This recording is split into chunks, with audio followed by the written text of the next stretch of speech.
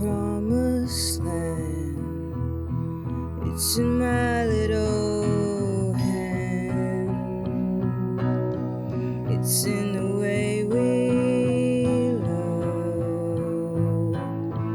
It's in the way she dances around the world. Oh, all the chances we will take. If only I could ask you on a date, I could be great.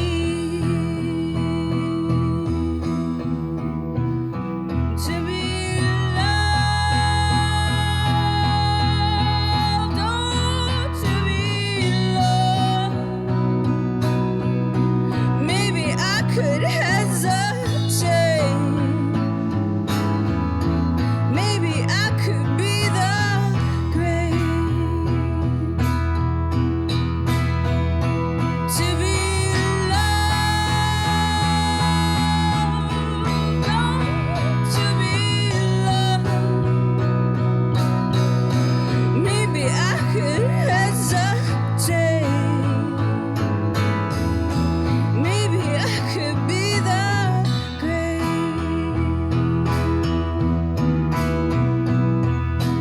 I know the promise of the land is headed your way. But oh, what to say? But time seems to run until the notions have been made. I mean the price of all the things you have today. I mean the time you thought that everyone was okay.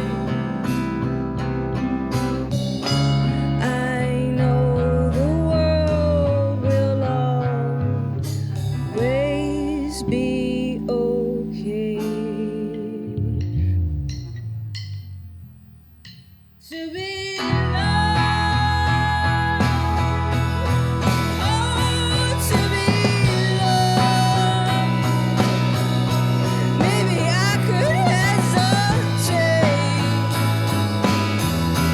Maybe I could be the great. To be loved, oh, to be loved. Maybe I could hesitate. Maybe I could be the great.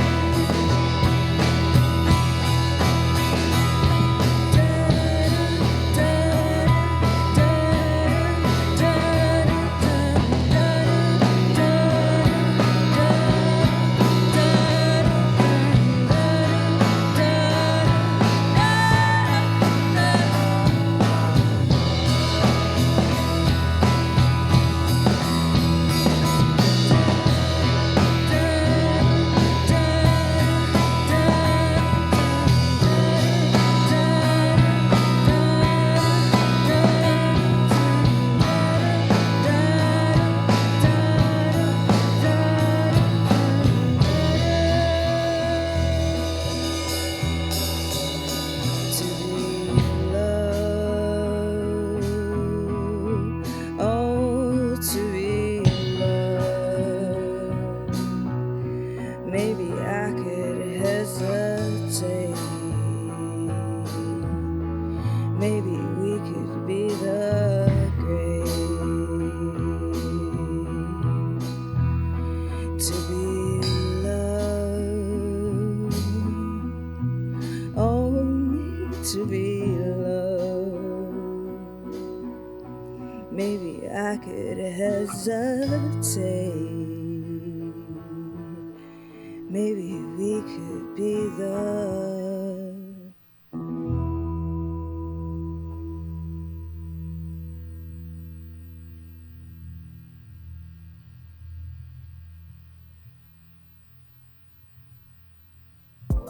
What's up, everybody? It's your girl Simone Titania, and you are back for another episode of the Indie Seat. So yeah, it's been all day.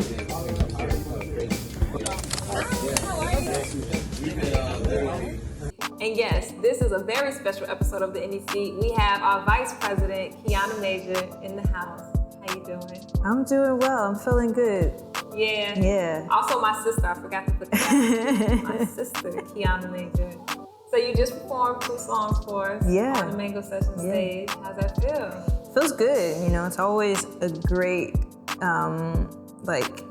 expressive moment, you know, communitas kind of feeling to release whatever it is that you have, you know, from that time when you're not performing or being around music. Yeah, that feels great. And then also, how does it feel seeing where we are now? We started this 3 years ago. We're here at Wolf Studios for a second time, but the 3rd season. And seeing the different artists that are coming to the Mango Sessions, you also being able to perform on Mango Sessions. Like, looking back on everything. I mean, I'm gonna be like, I feel good, because there's nothing else in Miami like this. Right. Nothing else showcasing local talent on a consistent basis of what really reflects the community, you know? Because there's like little shows here and there, and then there's like the local broadcasting stations, but even they don't, you know, grasp the entirety of the Miami community, and they don't do it proactively. They usually wait for people to, you know, leave and come back to give them their time to shine. And we're like, hey, you're an artist in Miami? Yeah. You want to do something? You want a platform? Right. Here it is. Here it is. Yeah, we're even expanding out to Broward now. We have some Broward artists out there. Exactly. So it feels good to know that what we created is still something that people want and need, and showing that they need it. It's definitely a need. And so you as a performer, but then also the vice president of an organization, and how do you balance that? Do you find that, you know, one is more challenging than the other, or do you just find that there's a perfect balance for it? I think, so I'm a very big believer in destiny, and that things happen the way that they happen for a reason. Not to, you know, say that, you know, bad things happen for a reason, but in my lifetime, what happens to me in terms of what I'm doing at the moment is what I'm supposed to be doing at the moment. And regardless of how I'm feeling, if I'm feeling good, if I'm feeling bad, if I'm feeling whatever, if I'm there in this moment, this is where I need to be. This is what's happening. And this is what it is, exactly.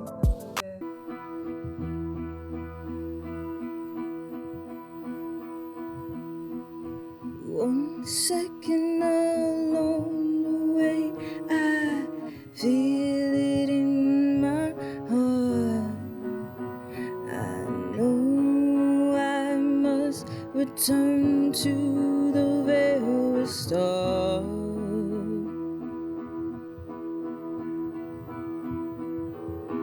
I've seen the time gone by, and I feel it in my head. So I start again for life. And if you want somebody to love, if you need somebody to hold you close, if you want somebody to love, if you need somebody, stand by.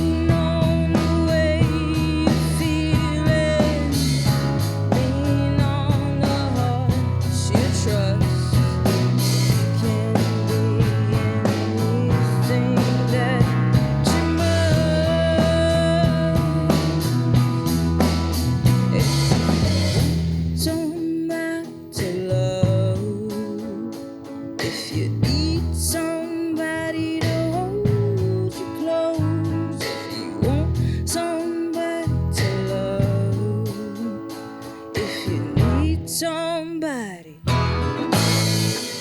Stand by.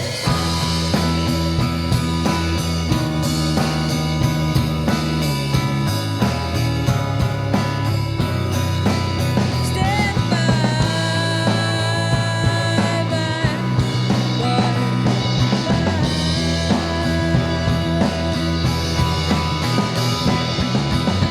Interstellar to Mrs. Anne. I've been watching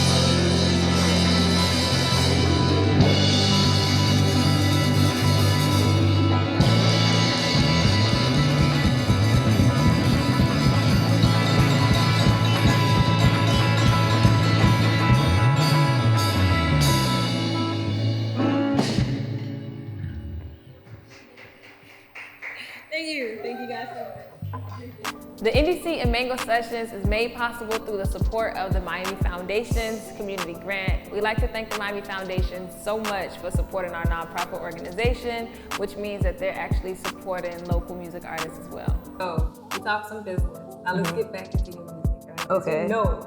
I mean, that's all business too. Yeah, that's all business too, right? Yeah. And so thinking about that as business too, like you have the talent side of it, and then so going back to that balance, but then you also have the business aspect of it, right? So when you're creating an album, you're creating a single, your music, are you thinking about the business side of it while you're also creating, or does the business side come later? So the business side is at the beginning, like it's at the forefront. Like with the EP that I'm working on now, the album that I'm working on now, like before I even went to the studio, I mean, I wrote the songs, right? But then when I decided to record it, I was like, okay, I know I'm gonna record it, where I'm gonna record it at, who's gonna produce it, who's gonna mix it, when I'm gonna release it, who I have to register these songs with, what I have to register these songs with, what does it look like for rollout, what does it look like for promotion, what does it look like image-wise, branding-wise, what does the marketing look like, what does the tour look like, what does it look like in terms of like what hotels I'm staying at, what flights I'm taking, what cities I'm going to, logistic-wise, what equipment I'm taking, what equipment I'm gonna use in the recording process, I know you're big on your equipment. So for me, all that kind of happens at the same time within the creative space. Yes, I write the songs, not really thinking about where they're going, but once I decide to make them a product, once I decide to make, to lay it down and record it, I'm like, that's a product. So then that product is going to, need these certain things when I do release it and take that little bit seriously. Yeah. Now for your EP, right? This is like your first full body of work that you're putting out. Yeah. You put out mini singles, Yeah. But now you're putting out a full body of work. Can you walk us through what the I don't want to say theme of it, but the basis of the EP? Like, is it going to be a journey that you're taking us on? I know you usually do. So do you have an idea of what that looks like and what it sounds like? So for me, very personally, it definitely is always a journey. I'm a storyteller, I'm a griot foremost, and for me, like a story of my life at a time, and a snapshot, because my life in that time that I'm writing or that I make this music, that I'm making this music now, can reflect on somebody in the future. They could be going through the same exact things. They could feel what I'm feeling and not feel alone, or someone in the now that, hears it. They can understand that going through life might be challenging at times, might be fun at times, but at the end of it, you could still keep going, because there's still more. So I hope that answered. No, you definitely answered. I'm just like looking into your eyes. I'm like, tell me more. Oh my, that's okay. So give me the titles of the two songs you just performed. No, you put it back on. Okay, all right. I look cooler with the glasses on. The titles of the two songs. The first one was called Hesitate. Hesitate. And the second one is called Stand By. Okay. You want to tell us a little bit about both of the songs? Sure. Hesitate is a song about my hopes and dreams, because for me, I tend to fall in love very quickly. And Hesitate is pretty much a song about,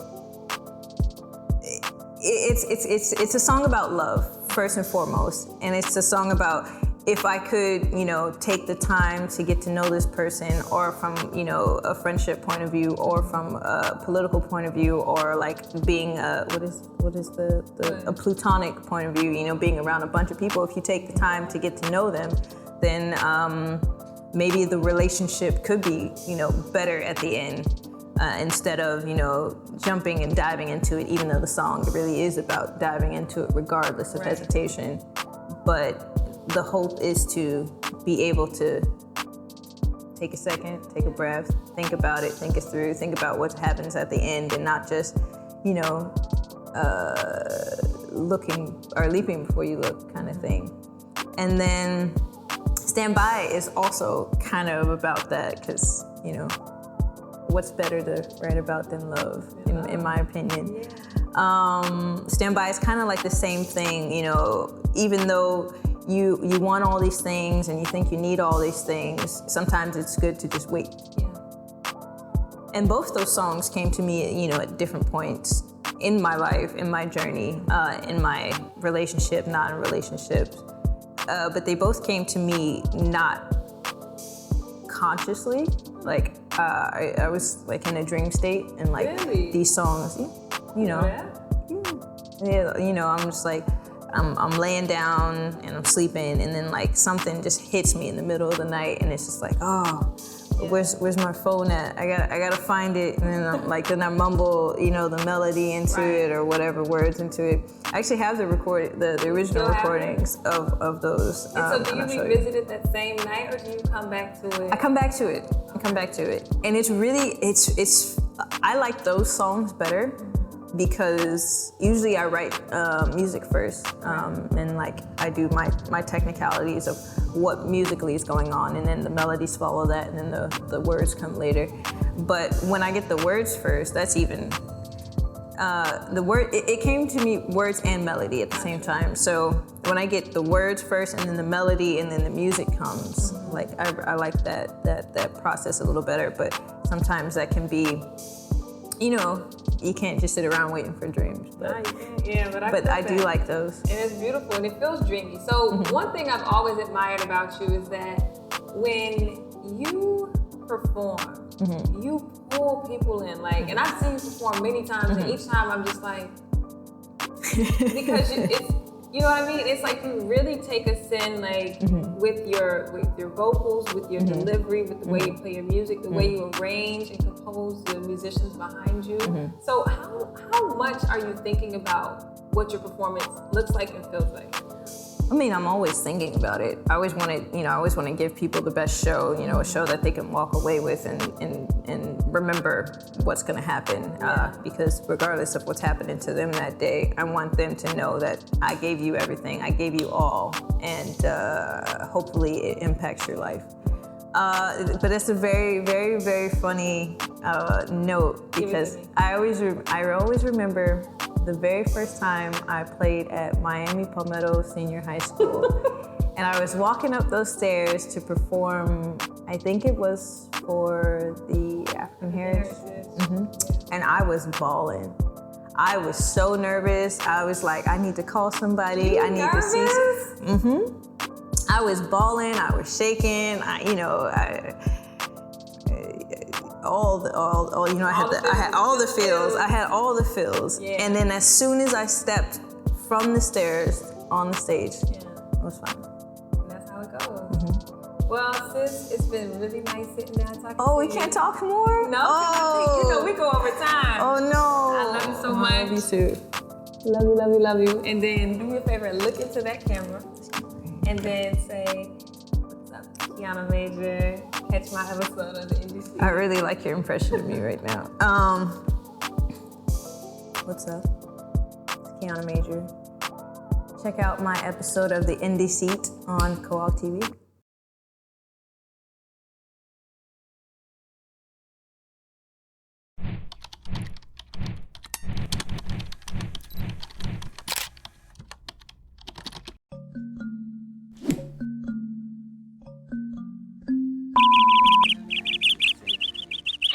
Also, a special shout out to our community partners like Wool Studios, which is this amazing location that we are in today. We also want to shout out Epiphany Hair and Body Care. Thank you for always supporting us.